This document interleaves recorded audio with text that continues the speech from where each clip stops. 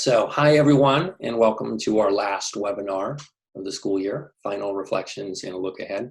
So today's webinar is going to be mostly driven by the voices of OUSD teachers. And we're going to look at a showcase of what teachers have done to implement distance learning. And we're also going to hear reflections from teacher leaders, and we also want to hear from you today. And then a little bit later, we'll provide some updates about what's to come in the summer and what we know about planning for next year. But to get us started, we're going to hear a few messages from some key leaders at OUSD.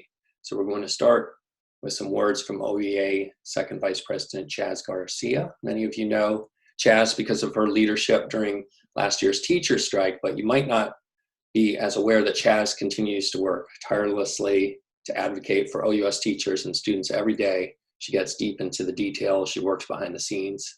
And I'd just like to say at Central Office, we felt really fortunate to have her at the table and get her input about distance learning during the school closures. So we really do want to continue to collaborate with Chaz and the OEA more in the future to work toward common goals that we all share. And we're really happy today to welcome her. Chaz? Hi, Kyla. Thank you. And hello to everyone. I'm very honored, first of all, to just be a part of the incredible educators in Oakland. We time and time again show our resilience during this very difficult period that so much uncertainty. We've all really just stepped up to the plate to support one another. And so I just want to make sure that everyone takes a moment to recognize, I know as educators, we often feel we're not doing enough to get where we want to go professionally with our students, or for our students to get where we want them to go, but just to really take a moment to appreciate yourself for all your effort, because this has been a very difficult time. And I'm very grateful to be a part of the group of educators and also a member of OEA, a leader of OEA, and have the opportunity to work and collaborate with the Distance Learning Steering Committee. I've seen a lot of wonderful webinars that our teachers have put on in support of one another. As we kind of shift into downshift from this year and move into summer, we all know it's a very different type of summer. Typically, many of us go off and disconnect.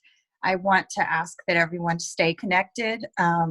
There's going to be a lot happening over the summer, and it's really important that you all stay connected and check in your email, because OEA, for one, will be sending out some surveys to get your feedback to inform negotiations for our MOU coming into the fall. And just as you did before, you will have an opportunity to vote for that MOU. So we want to make sure you stay connected so that you understand what's going on. And also just understand that there are lots of conversations happening in different areas. And because of that, and there are more than conversations, there's much uncertainty. So because of that, I think there'll be rumors flying about what's happening next year. And I really don't want to see members get more anxiety about, because they're buying into things they hear. Just remember that information will come forth from OEA and you will have an opportunity to vote. No decisions can happen without negotiation. So moving forward, stay connected. Thank you for all that you've done. And you will have a say on what happens in the fall. And I'm looking forward to continuing, and other leaders as well, collaborating with Central Office folks. We have a lot of talented people, many of whom were educators in the past, and in the classroom, I should say. They're still a form of educators.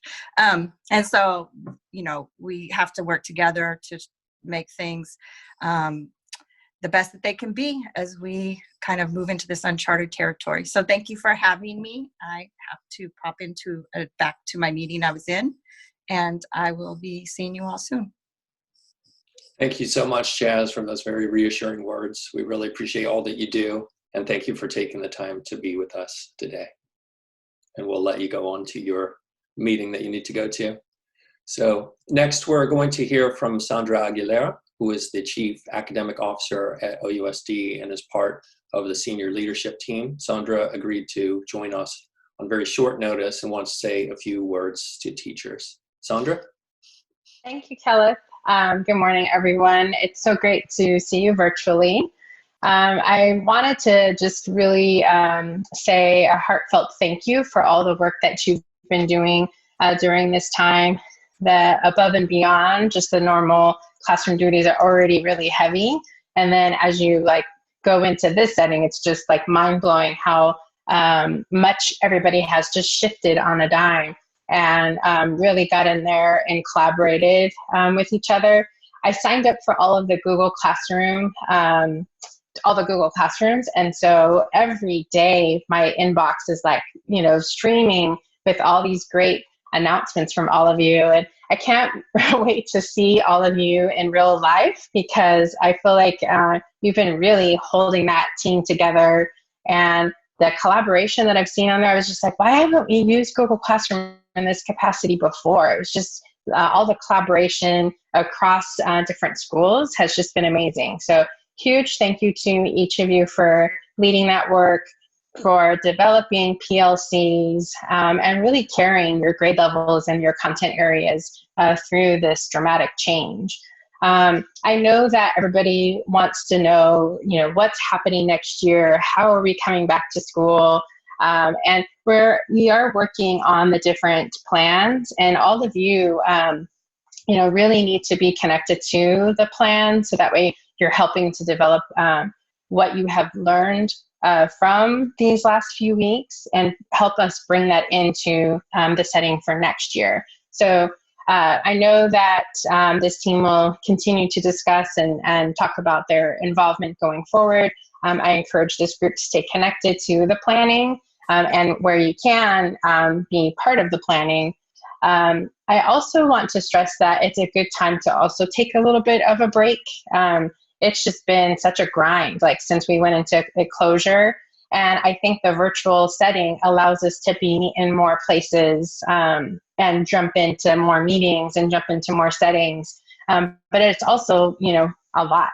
I find myself scheduled from, 8 to 10 in the evening on some of our meetings. And some of our parent meetings, we've seen an increase in attendance and more participation. But it's just a lot to ask for everyone to stay this connected for such a duration of time. So please take some time off, during the summer weeks, and we'll be reaching out to you to get you involved in the summer planning. But just a huge thank you for putting in so much time and effort to keep our district running well and to keep the academic programs going forward. And again, I can't wait to see some of you in person, because as my inbox was filling up, I was just like, oh, this is really great content. Thank you so much for putting this out there. You're attending to not only the instructional needs, but the emotional well-being of our students, families, and staff. So just a huge thank you. And thank you to Kyla for really helping to lead this team forward. I'll be on for a few more minutes, and I too have a senior leadership team meeting happening right now. So I'll jump off in a few minutes, but just a huge thank you. Thank you so much for your message, Sandra. We really appreciate that, and very wise words about making sure to take care of yourself during the summer and take a break. So we appreciate that a lot. So next we want to welcome our Executive Director of Academics, Wes Jacques. You might not know who Wes is. I actually didn't in the years that I was a teacher, but he is a key leader at OUSD. He's also a former OUSD teacher and principal, and he's a current OUSD parent.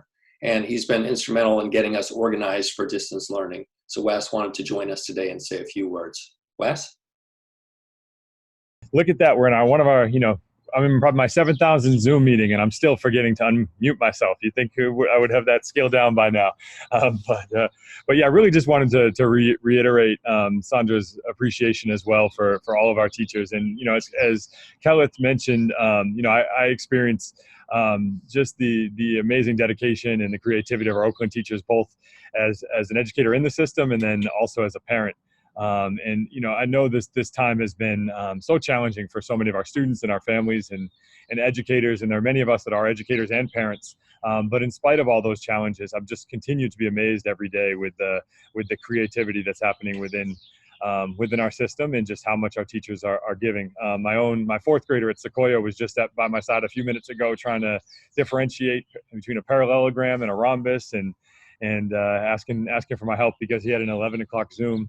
And my sixth grader, Edna Brewer, yesterday was just so excited about a learning opportunity that his teachers had set up to interview a local sports reporter. And he's been talking about it all night since yesterday.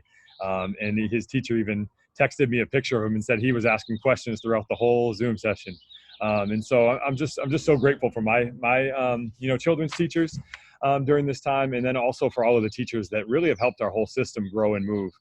You may not know, this is our 37th featured daily webinar. And a big appreciation to Kyla, who's been on for everyone and helping to coordinate these. A huge appreciation to Chaz, who's been in the Distance Learning Steering Committee and has partnered on these sessions. And then just to all the departments that have collaborated to bring this series to teachers. And then mostly to teachers. I mean, every one of these sessions has had, or almost all of them have had teachers kind of front and center and co-facilitating and sharing what they've been learning. And we wanted to end this week with a series of teacher panels. And this we know is valuable for teachers at sites to learn from colleagues, but it's also so valuable to us in central office because this is really helping us understand what your experiences have been during this kind of crazy and unforeseen time that we've all been faced with over the last couple months. So I just, appreciate so much the space to hear from and learn from you all. And I'm looking forward to being on the session today and hearing about some more of the great practices that have been developed over the last couple months and your reflections as we go forward. So I also see Sam there, who's been a real important teacher leader in the work. So appreciation to Sam and many, many other teacher leaders as well. So thank you. All right, thank you so much, Wes. Thanks for providing that framing and context and those words of appreciation. We really appreciate that and everything that you do. So for our final introductory message, we're going to hear from OUSD Superintendent Kyla Johnson-Trammell. Kyla was hoping to join us live today, but she wasn't able to join us due to a scheduling conflict. But yesterday, she took the time to record a message for OUSD teachers, and we will be playing that for you now. So let me just get set up.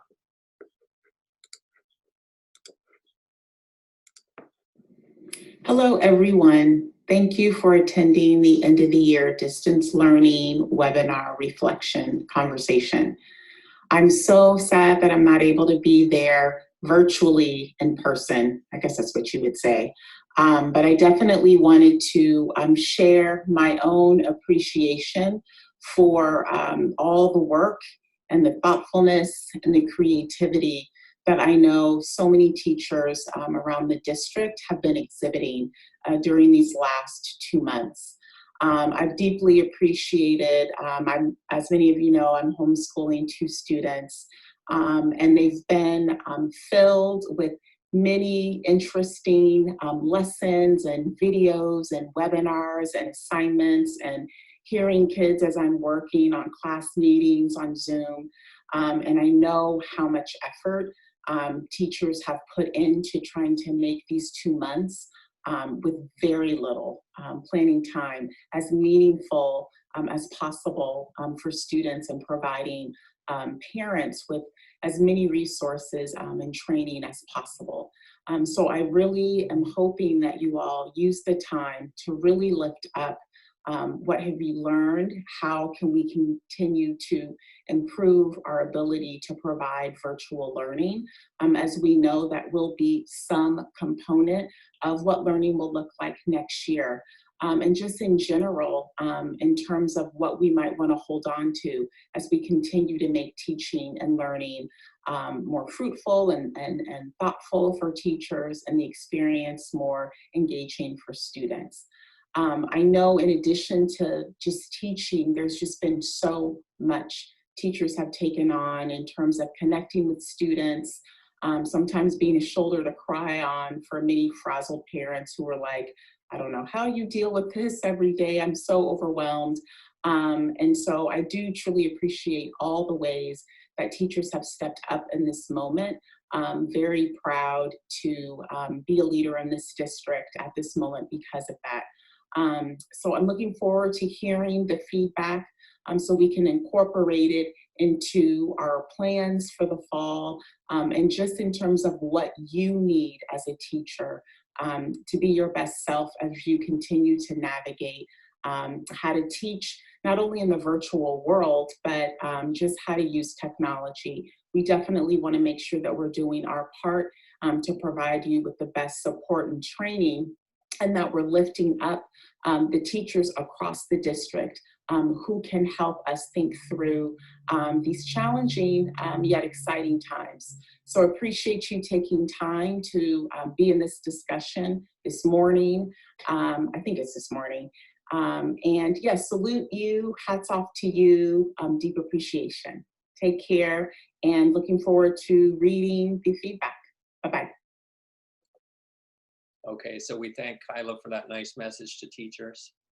Teachers, you are the backbone of our workforce at OUSD, and you're the ones that make instruction actually happen. So we're going to hear from teachers directly now and see how you've actually been putting distance learning into action.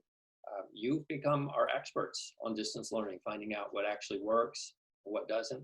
So we've put together a highlight reel of teachers actually teaching with distance learning and sharing tips on what is working best. So we're going to take a look at that video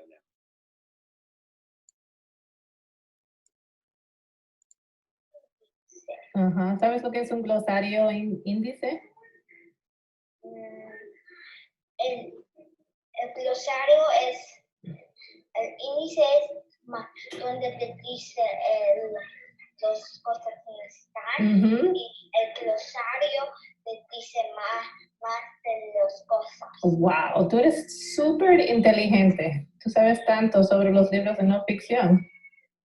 Since we're practicing listening to each other, so we're going to be doing the revoice and add on. So you're listening to your friends, okay? So I want to see you looking at the speaker and think about the fact that they are sharing. And then if you can think of a new fact about the Okapi, then I want you to raise your hand and revoice what the first person shared, and then you're going to add on. So you can say, one new fact I learned, and then say your fact. And then the next person can share, I heard so-and-so say, I also know, okay? So who has a fact that they learned about the Okapi? Okay. Lorraine, go ahead.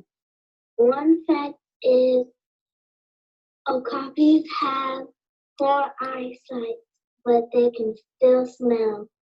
Yes, excellent. Okay, I love how you shared that. Thank you. Okay, so who can revoice and add on? Thank you for covering your mouth, Mona. Okay. Leva. So I heard Lorraine said one fact is okapis have 4 eyes, but they can smell. And I also learned that okapis are found in Africa. excellent. Let's give her some snaps. I like how you're all looking at the speaker. Okay. Hey class, Mr. Pablo here. It is Monday, May 11th. I am standing in my front yard in front of a redwood tree. We're going to talk more about trees later today and later this week, and also about pizza. So think about how maybe trees and pizza might be connected. I have no idea. Today you're going to start out with some mindfulness with Sienna, and then you're going to do a journal entry about family. Hi, Mr. Pablo students. Today I'm going to lead you in mindfulness. First, take 3 mindful breaths. Hi, room 3. It's Miss Raja. Today is day 2 of our week 21 in Haggerty. We're going to learn a couple of new vowel sounds, but first, we're going to play around with some phonemes. Sound good? Awesome. All right. I'm going to say the word. You're going to say the word.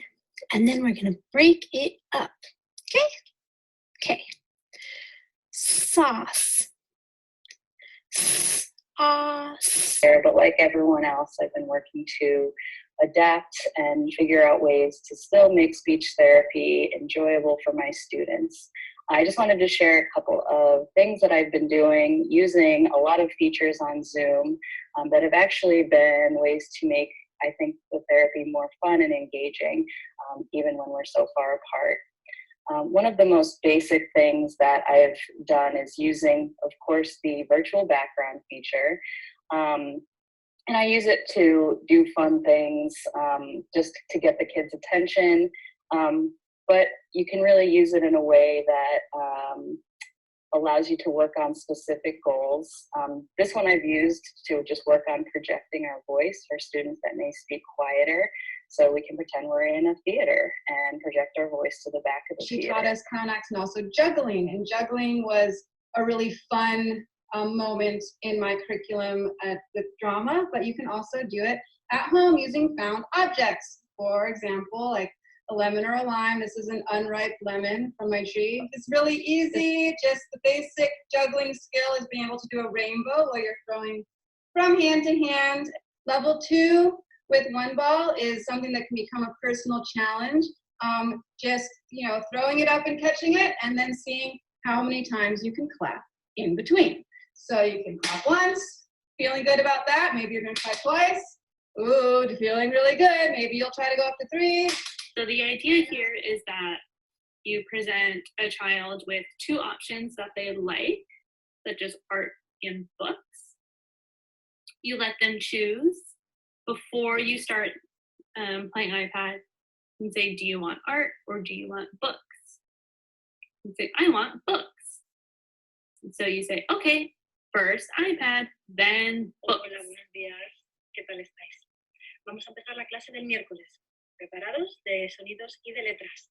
Vamos a empezar con nuestro juego del minuto y 10 segundos, mejor dicho.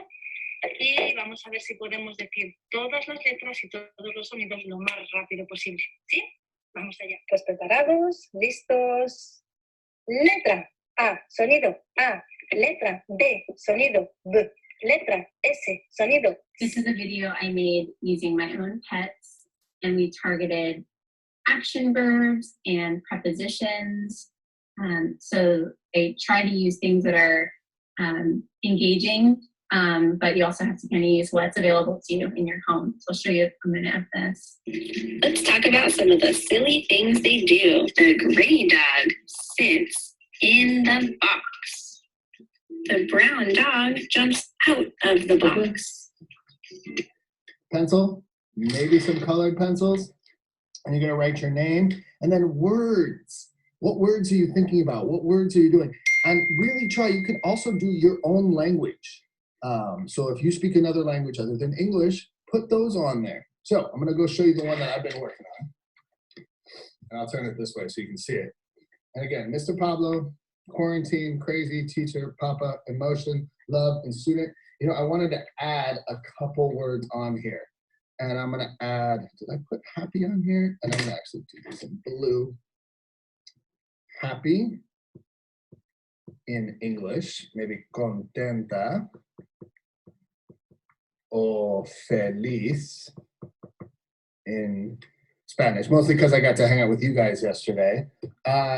First, open this hello sign, and I'll drag it right over, just like I would a visual schedule with Velcro. That's how I use Google Docs. Next, I would like to show you how I use Google Slides. Google Slides are a little scattered. This one's a little more clean. I've inserted a visual scene of a kitchen with the icon for where, so we can talk about where things should go. Pretty handy. So there's other things that can work as a drum. Any container with a plastic lid and 2 pencils. Espero que les hayan gustado nuestro juego. Chao, los quiero, adiós. Okay, so I hope you enjoyed seeing our teachers at work as much as I did. We're going to move now into teacher reflections and feedback about distance learning. And to lead us through this segment, we're going to have Sam Solomon, who, as many of you know, has been an essential leader for us to get us ready for distance learning. Sam? Hi everybody. Hey Kyla. So we are kind of, as we come to the end of the year, like starting to think about and wrap up like we always do, but with this added dimension of distance learning. And it's one of my favorite times of year because it's like, oh, I feel like I'm so wise now. Like I've learned so many things from whatever has happened in a given school year. And I never remember them when the fall shows up. So we wanted to start with a video of some teacher reflections from our webinar this week to sort of help us move into that reflective space. And then we'll give some time for us to write our own reflections on a Padlet that maybe in the fall we'll be able to like re-pop up in our Teacher Central newsletter for you. So starting with a video to help us sort of get into that space. I think often those tech tricks during the year, I'm like, but I can just do it in person. And I put them off because to me, it takes more time in my planning, but like learning how to screencast, I'm like, wow, this actually saves a lot of time. And I think a lot of the way teachers are going to improve are going to have to be from each other now, and structured around teachers learning from each other, and being able to pick and choose different things, and sharing strategies. And I think that's going to be super important moving forward. That's one thing I saw was that most of the things I got was from teachers at my school or having conversations with like my colleagues and whatnot. So we need to, I feel that's out there.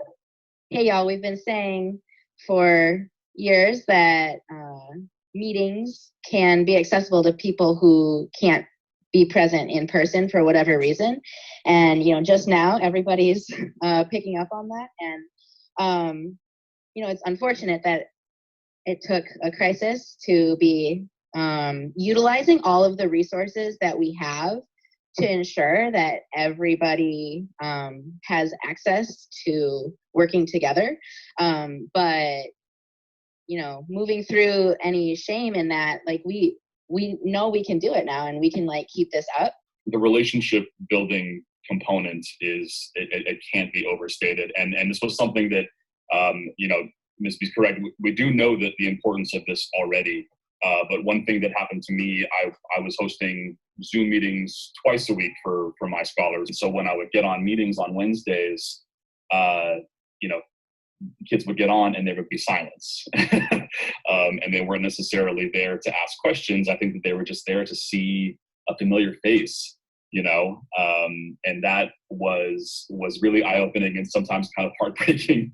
That they just want that familiarity, they want that structure. So that's something that I learned and I'm definitely going to take with me moving forward. It was really overwhelming at first, but I do feel like it allowed me to like activate a different part of my brain that doesn't maybe get worked as hard during the year in person. It like really forced me to be innovative and think about what are the best ways to deliver content. It made me take a second look at my content, like what are the pieces of fat that I can cut out and like how can I deliver this in a really simple, straightforward way. It's easy to silo yourself like all the time. And I think this really lifted up the fact that like silos don't work and we have to be in it together. And then the last thing I've enjoyed the most is the ability to differentiate in a really real way for my kids. It's super hard in a big class. And with the distance learning, to text or remind message or make special videos and you can post on Google Classroom different assignments to certain students, like the ability to reach out to students who maybe weren't successful prior, but have had a lot of success now. Those learnings, I think, are the best and surprising, and then getting to dig into why this time has been more successful for those certain young folk and like how we can take that through for the rest of their educational journey has been really, really great.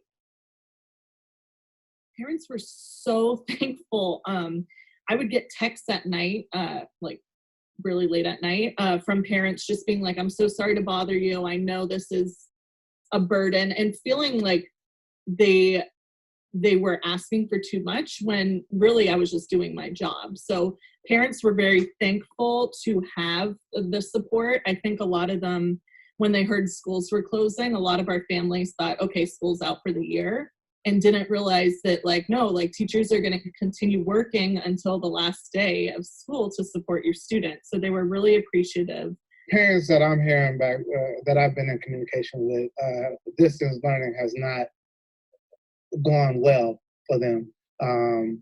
And I don't think that's due to any fault of anybody. Like, I'm listening to these amazing educators here, and I know that teachers and educators are trying to do the best that we can to create a vibrant form of distance learning. I just think that because of the way that it was just heaped on us, obviously circumstances beyond our control, many of us, I know I wasn't ready. We didn't have time to prepare our kings and queens, and to even roll out to accommodate the resource divide in terms of technology. Like, how many families did we lose contact with because they didn't have reliable devices or reliable Wi-Fi? A lot of them were very grateful that we were still in touch with them and that we hadn't left them on their own. They appreciated the phone calls, the constant contact, and not telling them to get onto CSA or the internet, but just asking them how they were and asking them, what can we help you with this week? And so it wasn't academic, it was the support that they appreciated the most.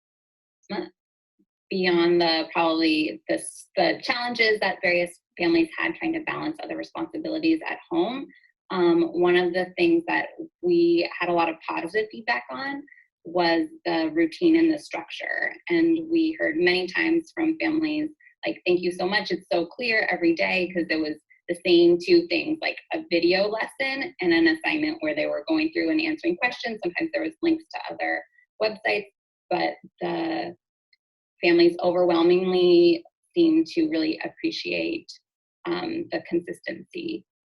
And especially we have a lot of, can you do more Zoom calls? Because of knowing just we teach middle school and they are so socially focused, and the lack of being able to see their friends and see their teachers has been really, really hard on them. And so trying to balance both the content and what they're learning, but also how are we creating spaces for them to see each other. And we've been talking about this for a long time now, but I think the 1:1 ratio student computer was one of the things that was missing. I'm very happy about the Twitter donation and that we're going to be able to reach that goal, honestly. But I think that was one of the things that was missing. Just devices at home as well as internet access. And I think I want to make sure that this is brought up every time in every meeting, because I started having 20-25% of attendance through online meetings. I ended up having somewhere around 80-85, and I kind of felt satisfied and happy about that. But at the same time, I couldn't help but thinking about these 15% of the students who I was not able to reach, and probably were the students that needed me the most. I really like Dr. Trammell's weekly updates, and I think that if there was a specific section around the work that the district was doing to communicate with federal and state legislators around funding, that would be really helpful. I also think that it's not necessarily even a document, but also potentially opportunities for people to be involved. I feel like I get a lot of communications from the union on hey, call Congress and make sure that they pass funding, and make sure that we are working to get these billions of dollars into California education. And I don't really feel like I get that from the district. As far as the central office request is, communicate with us, plan, have different, we know that nothing can be 100% certain right now, but give us some options, let us know what's happening. It would feel so much more stable, I guess, or just a little bit anxiety reducing if it felt like someone was even a few steps ahead of where we are right now. So just that communication and transparency would be really helpful. Thank you so much for editing that video together, Kyla, because I think that was such it really helped me to get my thoughts flowing about what kind of feedback I want to give today. And I think, you know, all of those teachers named that there are so many parts to distance learning, and, you know, some of it represents an opportunity for us to, you know, do things differently than we've done it, or to do things that we should have been doing all along, like making our meetings really accessible. But like all of that rests upon connection and communication. And so we're, you know, excited to invite everybody to connect and communicate right now on a Padlet. I'm going to share my screen real quick so you can get to the Padlet. So it looks like this, and it just has 3 columns and an invitation to you to give feedback on one or more of these bullet pointed questions, which are the same questions that those teachers were responding to in that video. So you can see the Padlet at tinyurl.com/OUSD reflection, and I'll leave this up for you. And, you know, we're really grateful to hear from you. And we'll have about 3 to 5 minutes to give feedback on the Padlet. So just about 10 more seconds. I just wanted to see what everyone wrote. I was trying to look on my phone. And I really want to, you know, appreciate and acknowledge like the experience and the expertise. Like, so it's so wide in its breadth in our district. We're so, I think like Oakland teachers are just like the smartest and most resourceful people in the whole world. And so we're just going to open up a little bit of space now for, you know, 3 or 5 more minutes. Like if there's something that you saw on the Padlet that you want to talk about out loud, or something that, you know, you learned that's like a really deeply felt learning you want to make sure we all hear, please unmute yourself or put it in the chat if you're feeling shy. I'm seeing definitely the issues about frustration.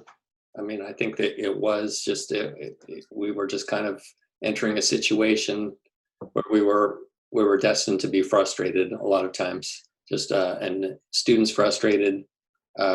Just, you know, I was thinking about, you know, we had the K through 2 panel the other day, and just thinking about like how hard that was for like kindergartners and first graders, you know, like just like kind of throw them into the swimming pool and say, okay, start swimming with this distance learning, and how challenging that was.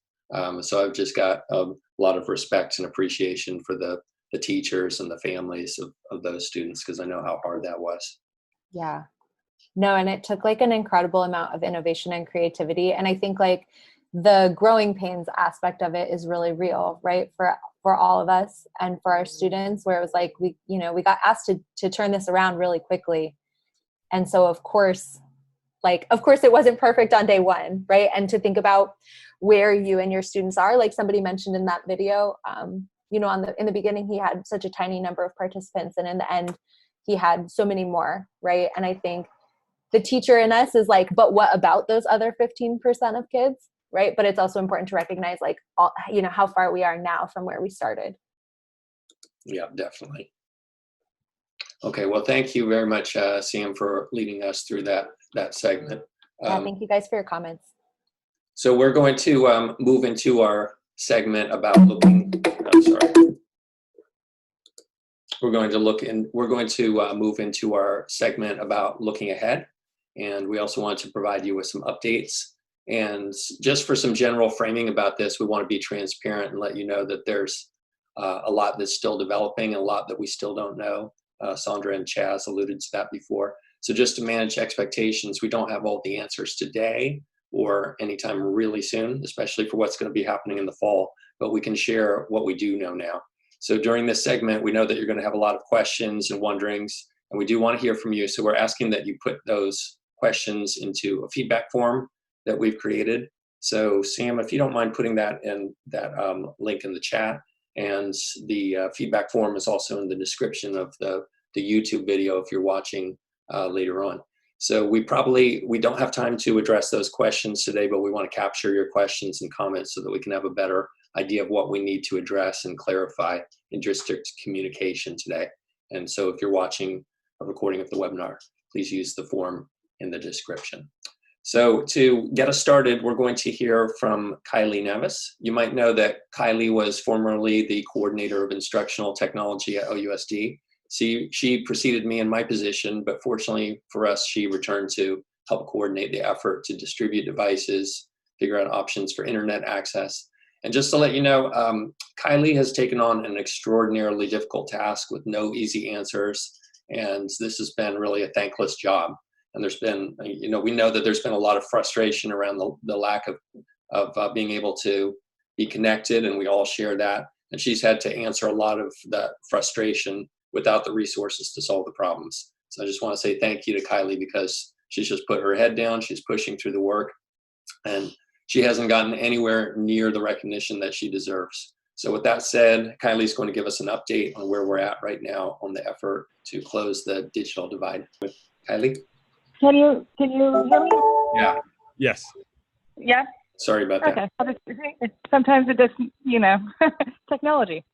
All right. So I just wanted to say thank you again. And, there's a lot of stuff about Oakland in the news right now, and it's exciting stuff too, right? So, Oakland, we had this huge campaign for $12.5 million, and we were able to raise it within a couple of weeks. And that's got a lot of media attention. And the $12.5 million, did you know that half of Oakland students are either underconnected or disconnected, meaning they have little to or no internet? And that's 25,000 students. And that includes OUSD and charter, right? So this is a huge problem. And I would say that this gap, we've known about it, but it became exacerbated in this pandemic, right? It showed its ugly face in this pandemic. And we realized that we really needed to solve this ASAP. And so when we came together, so OUSD, the mayor's office, and Tech Exchange all came together to look at how we can raise funds in order to meet the home access need. We're asking students to engage in distance learning, but without the tools to do it. And so that was what the money is for. And so with that, we put out 12.5. So $2 million of that was to meet the immediate need. That's between now and going into the start of the school year. And the other 10 million is to go into the more long-term, so going into the next year and a more sustainable approach. So we don't have all the answers right now, but we do have some of them, because we are working very rapidly to meet the immediate need. And so I just wanted to, maybe address some questions that you guys might have been having. So first of all, because this was a campaign across the entire city of Oakland and serves not just OUSD students, so this money is actually not to replace Chromebooks in the classroom or site-based Chromebooks, but is really to meet the need of students at home. So we're looking at internet and computers. And for computers, we're looking at Chromebooks. And we're also looking at the devices that are optimal for students. And so we are also identifying students, and sites have been instrumental in this process, because you guys did all these family surveys at the start of the shelter-in-place order. And between the school staff and clerical, you guys were able to input a lot of that information in Aries, and that information has been able to help us serve the students. So this week I've put in an order for 5,000 hotspots, and so that is going to go out to students, and that's going to go out to students starting mid-June. They're going to come in 3 batches: mid-June, mid-July, and at the beginning of August. And that is to meet all the students that were flagged as needing an internet access device, so either any type of hotspot, so either a hotspot-enabled smartphone or a hotspot itself, so that going into the start of the next school year, they are prepared. So that is something we're excited about. We're also doing a large number of Chromebook purchases within the next week or so that as students are receiving these hotspot devices, they don't become paperweights and they can actually use them with something. So, we want to make sure that, it's a package deal, right? You can't have really one without the other in this day and age. You have to have internet and you have to have a device. So while OUSD isn't getting the money directly, we are instrumental in identifying those students that have the need. So one thing that OUSD is doing is making sure that, looking at other solutions and other funding, so we can look at how we can make sure that there's a through line between the classroom and home access, so that students have access when they're in the classroom, when school resumes, and when they're, we can actually go into the brick and mortar classroom, and when they're at home and they can continue the learning opportunities. what we want to do is we want to bring all Oakland students one-to-one. So that's the goal, is making sure we are meeting the student need.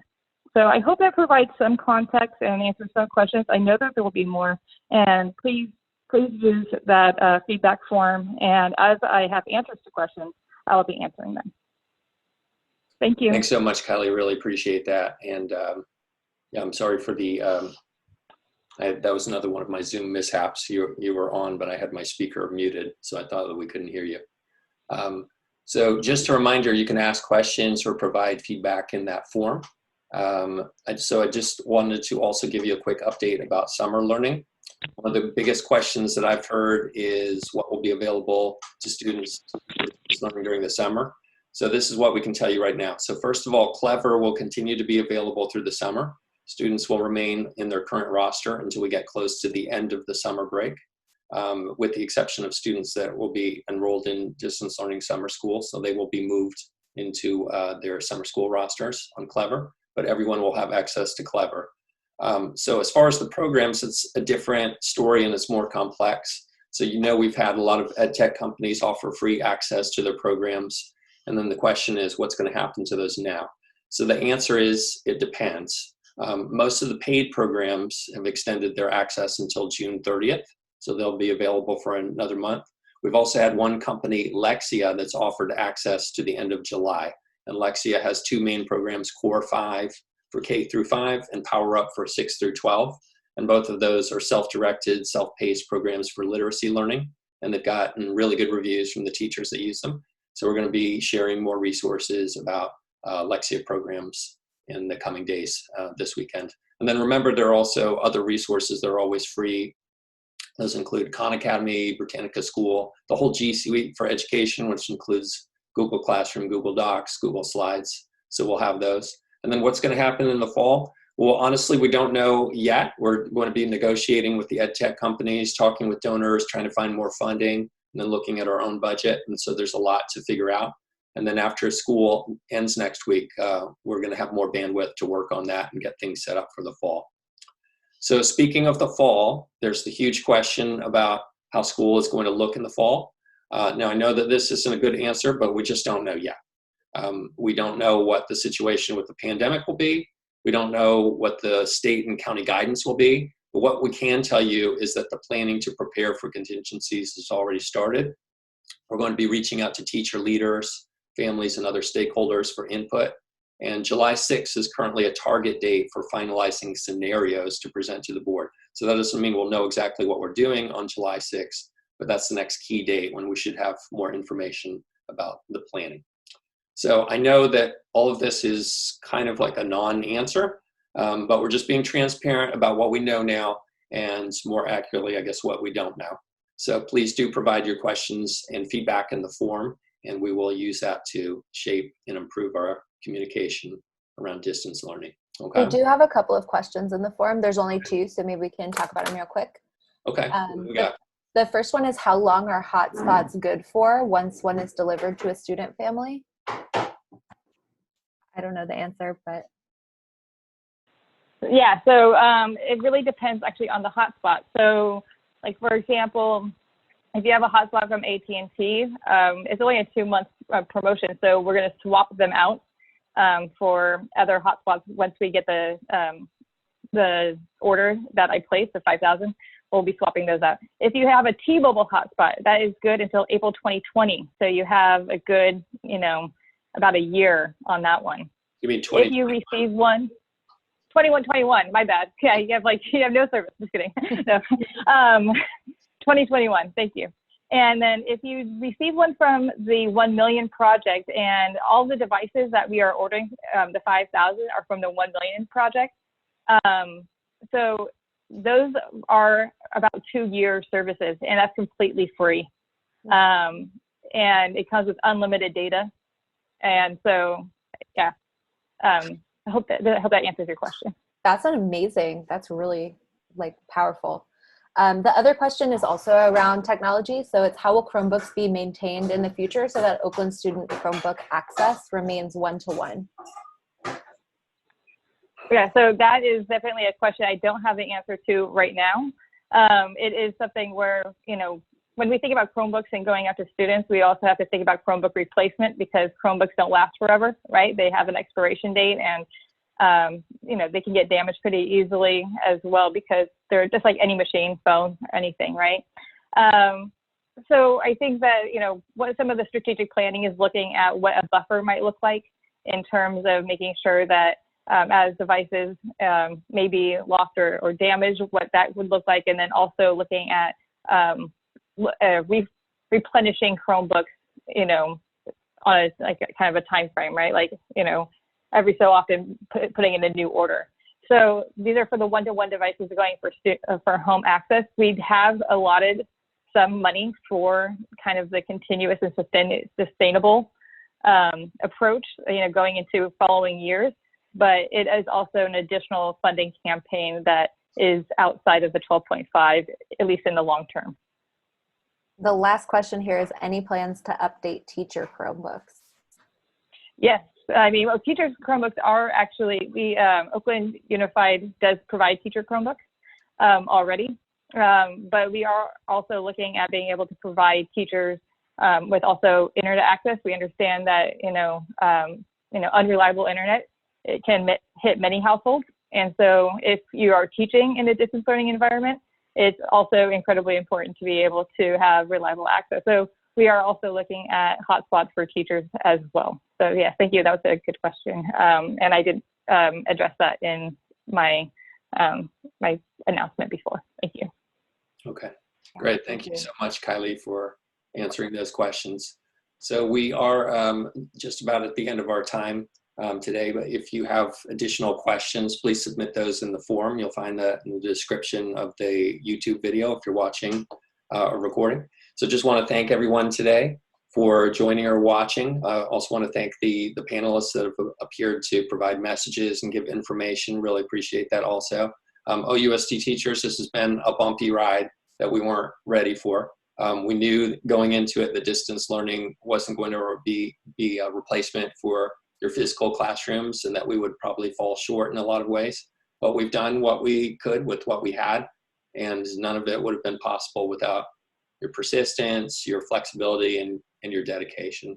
And we've learned a lot that will help us get better prepared for the days ahead. So sending you a lot of respect, admiration. Have a great 3-day weekend. Good luck with finishing up next week, and have a fantastic summer. Signing off. Take care, everybody.